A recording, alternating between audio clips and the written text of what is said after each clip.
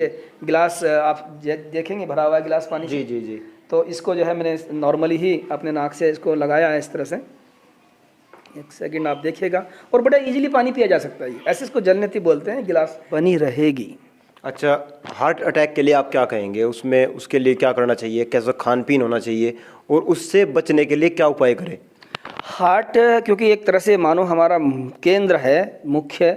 आप मानो आपके पास मोटरसाइकिल है, आपके पास कार है, इसमें दो तरह के ऑयल आप डालते हैं। एक तो आप इंजन ऑयल डालते हैं मोबिल ऑयल, एक पेट्रोल डालते हैं। तो पेट्रोल तो आप हर रोज़ ज़रूरत के हिसाब से डालते हैं, लेकिन जो आप ये मोबिल ऑयल होता है इसको आप जिन सर्विस पे इसको चेंज कर देते हैं। ऐसी बॉडी के अंदर भी दो तरह का ऑयल होता है। जैसे आपका ये खान पान होता है, फल हैं, दूध हैं, सब्जियाँ हैं, अन्न है, वो आपका पेट्रोल डीजल का काम करता है। लेकिन जो आपका ब्लड होता है वो आपका मोबिल ऑयल का काम करता है।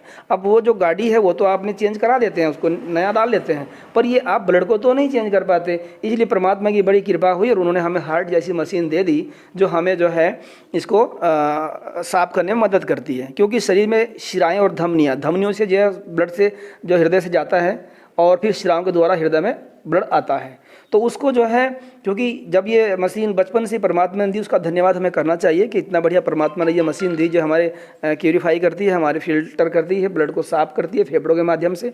तो वैसे तो शास्त्र कहता है कि सम दोषा सब अग्निश्चय सम धातु मल क्रिय प्रसन्न आत्मेंद्रिय मन स्वस्थ इत्यादि धीयते, कि स्वस्थ व्यक्ति वह कहलाता है जिसका जो है सम दोषा, जो दोष हैं वात और पित्त और कफ जो दोष हैं वो बैलेंस में होने चाहिए। और इसके बाद में समदोषा सब अग्निश्चय, जो अग्नियाँ, वैसे तो 13 अग्नियाँ हैं और यहाँ जो है मुख्य जो रूप से जठराग्नि की बात कर रहे हैं, पैंक्रियाज की बात कर रहे हैं, तो पाचन तंत्र की बात कर रहे हैं। तो हमारी पाचन तंत्र, हमारी जठरा अग्नि भी हमारी जो है बैलेंस में हो। ज़्यादा आप देखेंगे नॉर्मल रूप से घर में अगर आप कोई पका रहे हैं और उसमें ज़्यादा जलाएंगे, अग्नि जलाएंगे, तो वो चीज़ आपकी जो जला रहे हैं वो जल ही जाएगी। कम रहेंगे तो ठीक से वो पकेगी नहीं। वहाँ पर भी अग्नि बैलेंस चाहिए, मध्यम चाहिए। हाँ, और यहाँ पर भी अपनी आपको बैलेंस चाहिए, कंट्रोल में चाहिए, आपके नियंत्रण में चाहिए।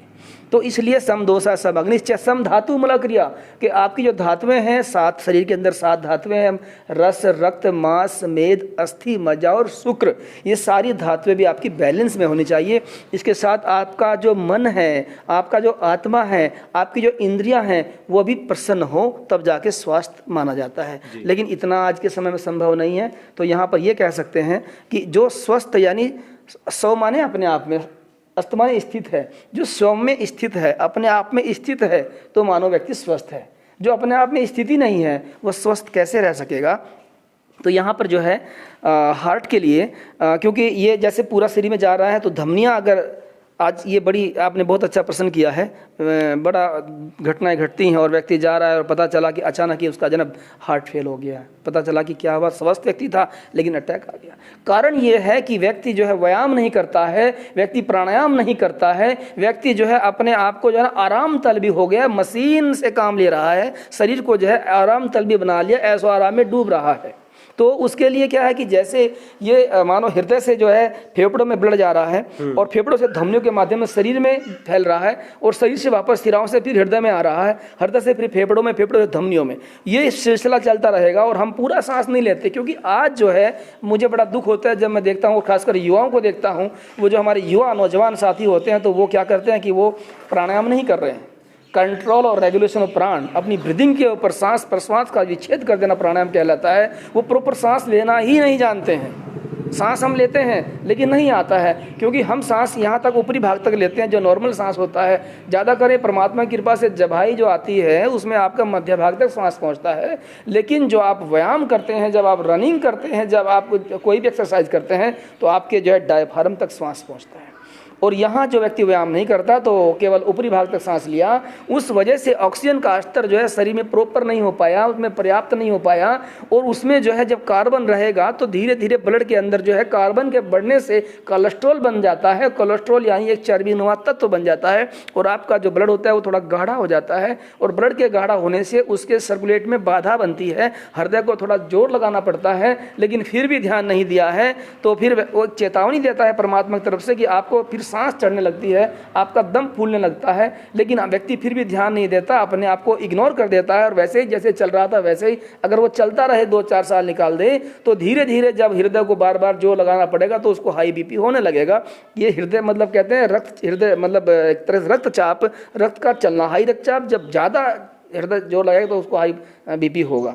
और यदि तब भी व्यक्ति सचेत नहीं हुआ, तब भी व्यक्ति ने ध्यान नहीं दिया, तो उसके बाद में जो धमनियां होती हैं, हृदय वहाँ अपना काम रोक नहीं सकता, उसको बार बार उसको प्रेशर देना होता है। तो वहाँ पे जो है धमनियों पर जब बराबर प्रेशर पड़ेगा तो उस पर रगड़ लगने से धमनियों के जो है मुख सिकुड़ जाते हैं, वो कठोर हो जाती हैं, कठोर होने से वो सुंकरी जाती हैं, सिकुड़ जाती हैं, और बाद में फिर हृदय को फिर जोर लगाना पड़ता है तो धमनियाँ बंद हो जाती हैं और वहाँ पर कहते हैं हार्ट फेल हो जाता है, ऐसे ही हार्ट अटैक आ जाता है। फिर भी अगर कभी ऐसी सिचुएशन बनती है, व्यक्ति को घबराहट बनती है, तो मैं आज आपको एक ऐसी जो है ना एक टिप्स भी देना चाहता हूँ, एक ऐसी विधि बता देना चाहता हूँ जिससे आप बहुत बड़ा कल्याण कर पाएंगे। केवल अपना ही नहीं बल्कि पूरे समाज का, पूरे राष्ट्र का जो है बहुत बड़ा लाभ हो सकता है। हमारे हाथ में हमारी चिकित्सा होती है। परमात्मा ने ये जो 5 उंगली दी है हमें, इसके पीछे भी बहुत बड़ा लॉजिक है। आपके सभी के हाथ में 5-5 उंगलियां हैं, ऑलमोस्ट 5 हैं, किसी किसी को 6 हैं तो अलग अपवाद स्वरूप है, नहीं तो 5 उंगलियां हैं। 5 उंगलियां हैं क्योंकि हमारा तत्व 5 तत्वों से हमारा शरीर बना है। तो 5 तत्व हैं जो है 5 एलिमेंट्स इन आवर बॉडी कि अग्नि, पृथ्वी, जल, वायु, आकाश। तो एक उंगली एक तत्व का प्रतिनिधित्व कर रही है, इसलिए 5 उंगली हैं। तो यहाँ पे जो है आप देखेंगे कि जो सबसे पहले उंगली अंगूठा और ये अग्नि का करता है, ये वायु, ये आकाश, ये पृथ्वी और ये जल का प्रतिनिधित्व करती है। तो ये जो है वायु का कर रही है। और इसको जब आप ऐसे कर लेते हैं, वैसे आप एक बात देखिएगा, हमारे यहाँ जो उंगलियों के नाम दिए हैं, अंगूठे को हम बोलते हैं अंगूठा, जैसे इसको अंगुष्ठ बोलते हैं संस्कृत में, और इसको हम बोलते हैं तर्जनी उंगली। तर्जनी मतलब प्रधान जी इसको तर्जनी इसलिए कहते हैं कि तर्जना करती है, ये ताड़ना करती है ये। और जब कभी कोई व्यक्ति का कोई वो हो जाए ना, कहीं मतलब कुछ वाद विवाद हो जाता है या कोई बात बढ़ जाती है, तो सबसे पहले ये उंगली आगे निकलती है, क्योंकि ये तर्जना कर रही है, डांट रही है। और ये मध्यमा है, तो इसलिए इसको मध्यमा क्यों कहा, क्योंकि मध्य में ही है, ये सेंटर में ही है, इसलिए मध्यमा है। ये अनामिका है क्योंकि इसका कोई नाम नहीं चाहती, तो निस्वार्थ भाव से अनामिका है। और ये कनिष्ठ, ये सबके पीछे चलती है, अनुकरण करती है सबका। तो इसलिए ये तर्जनी मतलब क्या है कि वैसे तो कहते हैं भाई हमारे यहाँ देखो कितना ज़बरदस्त एक ना, ये जो आप देख रहे हो छल्ला है, तो जैसे आजकल सगाई में भी एक ना अंगूठी पहनाई जाती है, और वो किस उंगली में डालते हैं, इस उंगली में डालते हैं। क्यों डालते हैं, इसमें और भी में भी डाल सकते हैं, क्योंकि ये जो उंगली होती है, ये उंगली का नाम ही क्या है, अनामिका, जिसको हम कहते हैं रिंग फिंगर इंग्लिश में, और हिंदी में इसका नाम होता है अनामिका उंगली।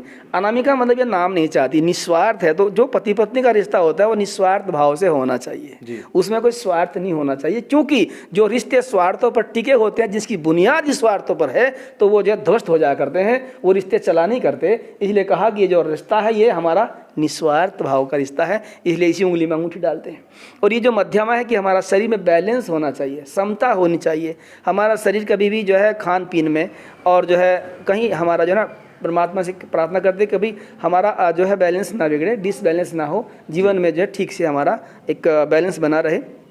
और ये तर्जना, क्योंकि डांटना, तो इसलिए इसमें से ईगो इफेक्ट होती है। जब आदमी कहीं पर किसी से बात कर रहा होता है, झगड़े वाली बात कोई आ जाए, वाद विवाद की, तो ये उंगली जा रही है, तो आप देखना उसका और जो है गुस्सा बढ़ेगा और एग्रेसिव हो जाएगा व्यक्ति, और जो है वो उत्तेजित हो जाएगा। और अब परीक्षण कर सकते हैं, छोटे जो हमारे पौधे, जैसे नन्ही बेल होती है, कद्दू की बेल है, लौकी की बेल है, छोटी बेल जो है, उसको ये उंगली को आप दिखाना तो वो पौधे सूख जाएंगे, क्योंकि इससे एक एनर्जी जो है निकल रही है, उससे जो एक वो जो निकल रहा है फलो, तो वो हम जब ऐसे बैठते हैं, देखा होगा योग में योगी लोग जो है ऐसे ध्यान में बैठ जाते हैं, योग मुद्रा बोलते हैं, तो वो हम इसीलिए करते हैं कि हमारा जो है ना वो जो एक अहम का जो भाव है वो दबा रहे, हम जो है ना अहम को अपने दबाए, उस अहंकार से ऊपर उठें। और इसलिए जो है ये अग्नि उसको जो है दबा के रखे, या क्योंकि अग्नि का प्रतीक है। और फिर उसके बाद में आकाश और पृथ्वी को जब आप मिला देते हैं तो आप देखना कितनी सुंदर ये आकृति बनती है, ये बिल्कुल हूबहू आपके हृदय की तरह बन जाती है, ये हार्ट की पोजीशन बन जाती है। और जो व्यक्ति ऐसा करेगा, कोई हाथ कंगन को आरसी क्या और पढ़े लिखे को फारसी क्या, प्रत्यक्ष को प्रमाण की आवश्यकता क्या है। आप जिसको कभी भी घबराहट अगर बने और उसको लगे कि मेरा दिल धड़क रहा है, मुझे घबराहट हो रही है, बेचैनी हो रही है, तो तुरंत इस प्रकार से बना लीजिएगा, और गारंटी है कि उसको जो है तुरंत तत्काल ऐसा काम करती है जैसे इंजेक्शन दे दिया है। घबराहट नहीं रहेगी, उसमें दिल में जो है ना वो बेचैनी नहीं रहेगी, क्योंकि हर समय व्यक्ति अपने पास औषधि नहीं रख रहा। उसको जब लगे कि दम घुट रहा है, असुविधा हो रही है, तो तुरंत इसको बना ले, तो उसको जो है काफ़ी हद तक उससे बचाया जा सकता है। क्योंकि ये जो है ना प्राकृतिक मुद्रा बनी है। और नेचुरोपैथी में, क्योंकि हमने वो नेचुरोपैथी का भी कई साल तक अध्ययन किया है, राजघाट दिल्ली से जो है, तो उसमें भी यही चीज़ होती है कि हम कीटाणु को जो है हम बीमारी का कारण नहीं मानते, हम कारण मानते हैं जो है तत्व को, क्योंकि हमारे शरीर में 5 तत्व हैं और जब भी ये तत्व कम ज़्यादा होते हैं तो तभी हम बीमार होते हैं। जिसको बुखार आ गया तो समझो उसको अग्नि तत्व बढ़ा हुआ है, जिसको शरीर में बेचैनी है तो मतलब वायु तत्व बढ़ा हुआ है और दर्दें बढ़ी हुई हैं, मोटापा बढ़ रहा है तो उसको पृथ्वी तत्व बढ़ा हुआ है, सूजन बढ़ी है तो उसको जल तत्व बढ़ा हुआ है। तो हम क्या करते हैं कि हमें कोई दवाई नहीं खाते, हम क्या करते हैं कि जो अगर हमें देखा कि ये तत्व बढ़ रहा है, बीमारी तो पता चलेगा ये तत्व है, तो जो तत्व बढ़ा हुआ है उसको प्रकृति को वापस दे दें और जिसकी हमारे बॉडी में कमी लग रही है हम प्रकृति से ले लें, बस बैलेंस बन जाएगा। इसलिए मध्यमा बैलेंस का प्रतीक है। जब ये तत्वों का बैलेंस रहेगा तो व्यक्ति को औषधि दवाई खाने की आवश्यकता नहीं पड़ती। हम बीमार होते भी इसलिए हैं कि हमें तो पता ही नहीं होता कि हमारा कौन सा तत्व बढ़ रहा है, कौन सा कम हो रहा है। अगर ये चीज़ ठीक से हो जाए तो हमें कोई दवाई की औषधि की जरूरत नहीं पड़ती। इसलिए प्रकृति ये चिकित्सा के अंदर जो है वो रोग का जो कारण है वो कीटाणु को नहीं मानते, वो तो जो है तत्व के कम ज़्यादा को मानते हैं। तो हमें ये करेंगे, लेकिन इसका नियम ये होता है, ध्यान रखेंगे, अगर कोई व्यक्ति चाहता है ये बनाए तो कम से कम उसको 10 मिनट तक करना चाहिए। अधिकतम 1 घंटा भी कर सकते हैं, आप कभी भी कर सकते हैं, चलते फिरते, सोते बैठते उठते कभी भी कहीं भी कर लें, पर एक बार किया तो 10 मिनट तक रखें, तब इसके फायदे होते हैं और तुरंत तत्काल लाभ मिलते हैं। हृदय के लिए अर्जुन अरिष्ट बहुत बढ़िया होता है, अर्जुन की छाल आप ले सकते हैं। शशांक आसन है जिसमें घुटनों में बैठ के थोड़ा, जैसे हमारे मुसलमान भाई जो होते हैं जब नमाज अदा करते हैं तो अपने घुटनों के बल बैठ करके वो थोड़ा आगे जो झुकते हैं, उस स्थिति में जो हृदय को लाभ मिलता है।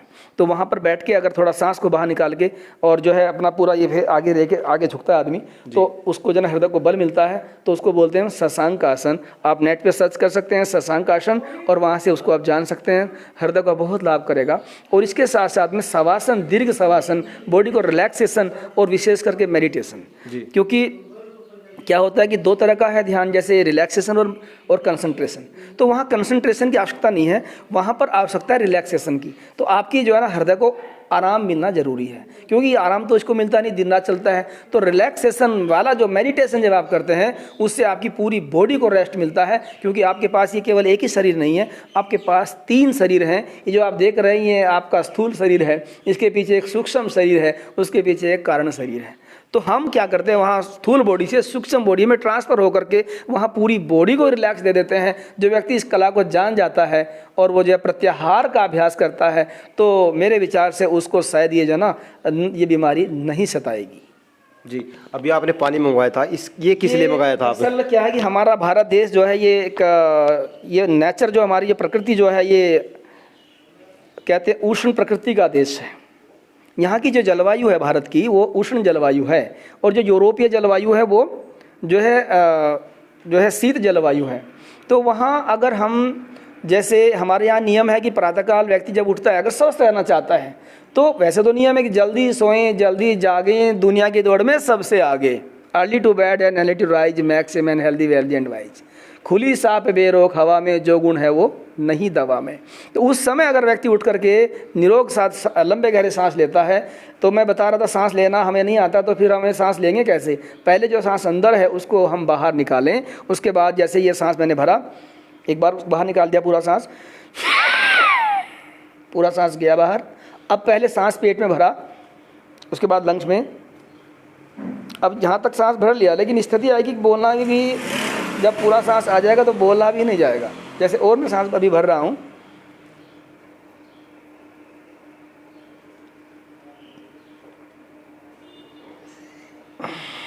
तो इस तरीके से आप पूरा जब प्रॉपर सांस भरते हैं, अगर आपने 6-7 बार भी सांस भरा तो भी काफ़ी हद तक आपके लंग्स प्रॉपर खुलेंगे, आपका जो है ये सीने का फुलाव बढ़ेगा। तो जलम जीवनम अस्ति, जल ही जीवन है। और हमारा यहाँ की ये जो हमारी जो गर्म जलवायु हमारे भारत देश की है, तो हमारे यहाँ विधान है कि सुबह उठ के हमें ऊषा पान करना चाहिए। ऊषा पान, सुबह हम पानी पीते हैं, दोपहर को हम मट्ठा लेते हैं और रात को दूध, ये नियम होता है आयुर्वेद का। तो उस दृष्टि से अगर हम पानी पिएं और पानी में भी अगर हम जो है कहते हैं जलनेति कर लेते हैं, उससे जलनेति कैसे होती है कि जैसे नाक से पानी पी के मुंह से निकाला जाता है, मुंह से पी के नाक से निकाला जाता है, एक नाक से पी के दूसरे नाक से निकाला जाता है, उससे विशेष लाभ होता है। चूँकि नाक के अंदर एक झिल्ली होती है सब पतली सी, जिसको हम बोलते हैं श्लेष्मा झिल्ली। श्लेष्मा झिल्ली इतनी सेंसिटिव होती है, इतनी संवेदनशील होती है कि व्यक्ति अगर अंदर बैठा है, कहीं पर एसी चल रही है, ठंड में बैठा है, बाहर कड़कती जो है गर्मी है, जून का महीने में बाहर निकल जाए वो ठंड से, तो उसको जुकाम हो सकता है। या फिर वो अंदर जो है हीटिंग है, सर्दी का समय है और बाहर ठंड से आया है तो उसको भी जुकाम हो सकता है। या फिर अगर कहीं नॉर्मली है, हीटिंग भी नहीं है, लेकिन धूल है, मिट्टी है, डस्ट है, वहाँ पर जो है एक तरह से जैसे किसान है, किसान खेत में काम करता है, वो नाज को जो है मतलब बरसाता है और खेत में ट्रैक्टर चला रहा है, तो वहाँ पर जो धूल उड़ती है वो कहीं ना कहीं उस झिल्ली पर जाके टकराती है। तो झिल्ली चूँकि बहुत संवेदनशील है और कमज़ोर है, तो वो उसको जो है ना सहन नहीं कर पाती, उसकी वजह से उसकी नाक उसी समय में जो है स्रवित होने लगती है, यानी उसको धीरे धीरे जुकाम की स्थिति बनने लगती है। और किन्हीं किन्हीं की तो ये साइनस की बीमारी हो जाती है। तो उसकी बीमारी ना हो और जो है तो उसके लिए हमारे यहाँ ऋषियों ने विधान दिया है। ऋषि का मतलब जो रिसर्च करते हैं, चिंतन किया, जिन्होंने खोज करी ऋषियों ने, और खोज करके हमें जो है ना एक दुनिया की सबसे बड़ी अमूल्य धरोहर योग शिक्षा हमें दी है। पतंजलि महर्षि योग दर्शन जिन्होंने लिखा, महर्षि पतंजलि महाराज ने, कि योगश्चित वृत्ति निरोध के चित्त की वृत्तियों का जो निरोध करना ही जो है ना वो योग है। तो उन्होंने जो है ना उसमें जो है ना ये जो एक प्रदीपिका हठ प्रदीपिका है उसमें जलनेति का विधान और हमारे यहाँ उषापान का विधान है। तो उषापान के लिए जैसे जल होता है, अब ये जल में क्या करते हैं कि अगर हम पानी को ऐसे भी पी सकते हैं, परंतु पानी पीने का भी अपना एक तरीका होता है। जैसे या तो ऐसा करें, सामान्य रूप से सबसे श्रेष्ठ तो यह है कि हम नाक से पानी पी लें। आपको शायद बड़ा अजीब लगेगा कि नाक से संभव कैसे पानी पी सकते हैं, क्योंकि नाक से पानी पीना एक अभ्यास से बनता है, सबसे नहीं है पिया जा सकेगा। नाक से व्यक्ति जब पानी पीता है तो वो मानो एक तरह से जलनेती होती है, और वो भी तब पीना चाहिए। पहले नाक से पानी पी रहे हैं, उसको एक गिलास नाक से पी रहे हैं, मुख से निकाल रहे हैं, वो क्लीन हो जाएगा जब एक गिलास से, तो सेकंड गिलास आप उसको पी सकते हैं।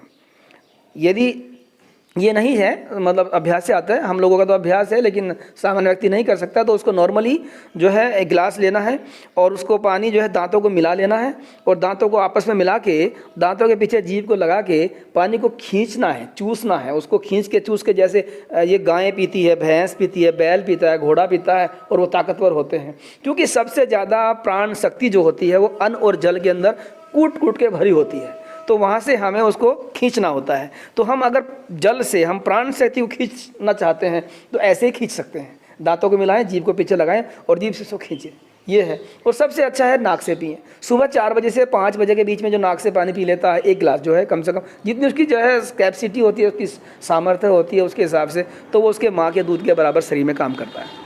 फिर 5 से 6 बजे के बीच में नाक से पानी पीता है तो वो जो है मानो कि जैसे अमृत पी रहा है उस तरह से काम करता है। और 6 बजे के बाद अगर दिन में नाक से पानी पीता है तो अनुकूल नहीं है, दिन में नाक से पानी नहीं पीना चाहिए, दिन में तो मुख से ही पीना चाहिए, लेकिन उषा काल में पीना चाहिए। अब चूँकि यहाँ दिखाने की दृष्टि से हमारा तो अभ्यास है, इसलिए हमें तो अगर कोई जो है इफेक्ट नहीं हो रहा तो बैड इफेक्ट भी नहीं होगा। कारण ये है कि प्रैक्टिस है, साधना है। ये सामान्य आदमी करेगा तो शायद ये नॉर्मल पानी है, और कोई नॉर्मल आदमी ऐसे लेके बैठेगा तो पहले ही अगर नाक से लगा तो छींकें आ जाएंगी या आंखें लाल हो जाएंगी जी। तो यहाँ आप देख सकते हैं जैसे पानी मैंने लिया है, देख ये गिलास आप देखेंगे भरा हुआ है गिलास पानी जी जी जी। तो इसको जो है मैंने नॉर्मली ही अपने नाक से इसको लगाया है इस तरह से। एक सेकंड आप देखिएगा, और बड़ा इजीली पानी पिया जा सकता है। ऐसे इसको जलनेती बोलते हैं। गिलास नाक के साथ में लगा हुआ है और आप देख रहे हैं नाक से पानी धीरे धीरे अंदर जा रहा है जी।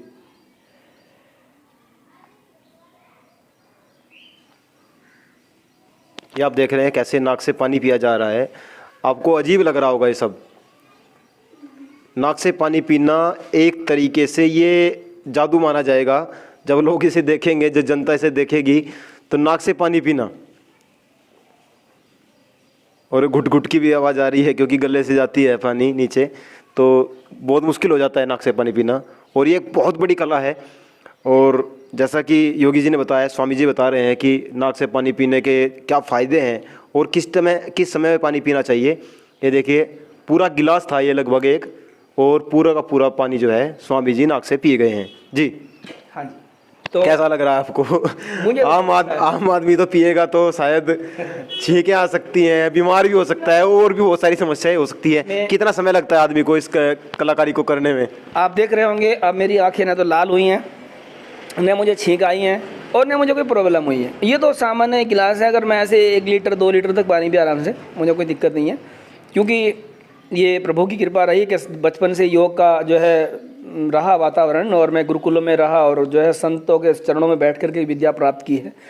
तो इसलिए जो है जब आप नाक से पानी पीते हैं, लेकिन सामान्य आदमी अगर नहीं पी पा रहा है तो उसके लिए क्या है कि वो थोड़ा पानी ऐसे अंजलि में ले अपनी हथेली में और ऐसे लगा के ऐसे खींच ले, ऐसे सुगड़ अगर अंदर ऊपर खींचे तो वो थोड़ा लगेगा, एक बार झंझनाहट सी होएगी, लेकिन इतना बड़ा काम करेगा कि उसको कभी लाइफ में जुकाम नहीं होता अगर ठीक से जल नीति करे और उसके साथ में रबड़ नीति करे और उसके बाद फिर सूत्र नीति करे, तो जुकाम तो ज़िंदगी में होगा नहीं, भले ही चाहे पसीने में ही क्यों ना वो पानी में उसको डाल दें तो नहीं होता है। तो ये साधना होती है इस तरह से।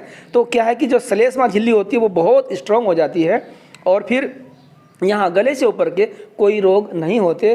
अब जैसे आदरणीय जी पूछ रहे थे कि आप जैसे आँखों के लिए है, तो जो जलनेती करेगा उसको भी जो है ना ये आँखों के रोग नहीं होते, चश्मा नहीं लगता।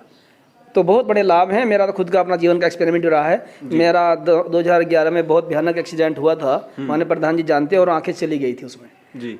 और मुझे शायद लगता था कि आंखें शायद रोशनी वापस नहीं आएगी, लेकिन योग की क्रियाएं रही और इस तरह से जो है परमात्मा की दया रही और प्रभु कृपा से और योगिक क्रियाओं के जो है प्रभाव से आंखें जो है बराबर बरकरार हैं, बनी हुई हैं और ठीक से दिखाई देता है, कोई दिक्कत नहीं है।